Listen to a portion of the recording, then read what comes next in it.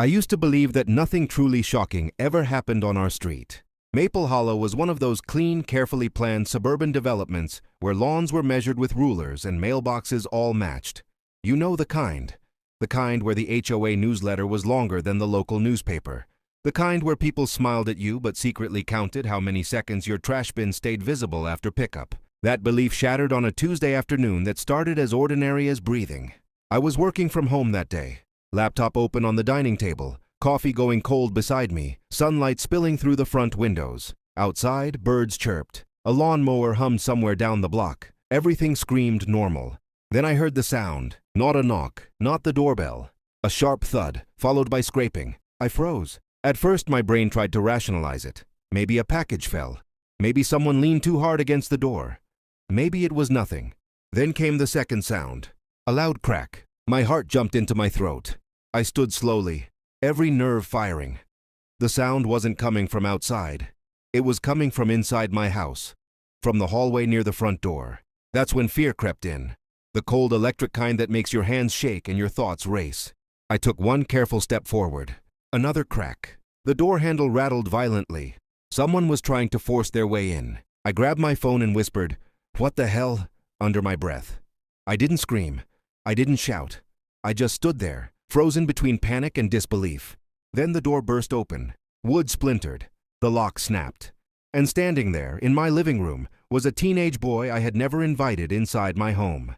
He looked about 18. Hoodie. Baseball cap pulled low. Confidence dripping off him like he owned the place. For half a second, we stared at each other. Then he smirked. "Relax," he said casually. "My mom runs the HOA." I felt my stomach drop. That wasn't relief. That was a threat. I stepped back instinctively, my heart pounding so hard I could hear it in my ears. "Get out," I said. The words came out shakier than I wanted. He didn't move. Instead, he pushed the door open wider and walked in like he was entering his own house. He glanced around my living room, eyes scanning my furniture, my TV, my family photos on the wall. "I said get out," I repeated louder this time. He laughed. Actually laughed. "Wow," he said, shaking his head. "You people always get dramatic." "You people, what are you doing in my house?" I demanded. He shrugged. "HOA business?" I stared at him in disbelief. "Show business?" "Yeah," he said. "Your front fence is half an inch over regulation. Mom told me to check it." My brain struggled to catch up. "You broke into my house over a fence?" He rolled his eyes. "You weren't answering the door." The audacity of it hit me like a slap. "You can't just break into someone's home," I said. "That's illegal." He smirked again. "Not when my mom runs the HOA," he said confidently. "She's got authority." I felt anger rising now, burning through the fear. "No," I snapped. "She doesn't, and neither do you." I raised my phone. "I'm calling the police." His expression changed, not to fear but irritation. "Go ahead," he said. "They won't do anything." That sentence chilled me, because he believed it. He truly believed he was untouchable. I dialed 911. As the phone rang, he wandered toward my hallway, peering into rooms. "Stop," I shouted. "Don't move." He ignored me. That's when I realized something terrifying. This wasn't just entitlement. This was escalation. While I was on the phone with dispatch, trying to explain that a stranger had broken into my home, I heard a familiar voice from outside. A loud, sharp, unmistakably angry voice. "What is going on in there?" I looked toward the broken doorway, and there she was, Karen, the HOA president. Short blonde hair, perfect posture, clipboard in hand like it was a weapon. Her eyes locked onto me with pure outrage. "Why is my son calling me saying you're threatening him?" she snapped. I stared at her stunned. "Your son broke into my house," I said. She scoffed. "Oh, please," she said. "He has HOA authorization."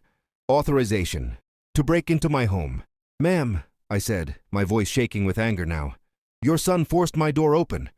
She stepped inside, over the broken frame, without permission. "Don't exaggerate," she said.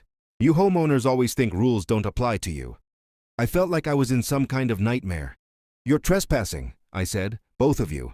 She smiled coldly. "I run this neighborhood," she said, "and you'll learn your place." That's when the siren sounded. Her smile faltered, just slightly. The police arrived fast. 2 squad cars pulled up, lights flashing against the tidy houses of Maple Hollow. The officers stepped out, calm but alert. "What seems to be the problem?" one asked. Karen launched into her story immediately. "This homeowner is being hostile," she said. "My son was conducting HOA business and was threatened." The officer turned to me. I pointed to the broken door. "He broke in," I said. "Forced entry. I have it on camera." Karen's face drained of color. "Camera?" she said. "Yes," I replied. "Doorbell and interior." The officers exchanged looks. They reviewed the footage. The video showed everything.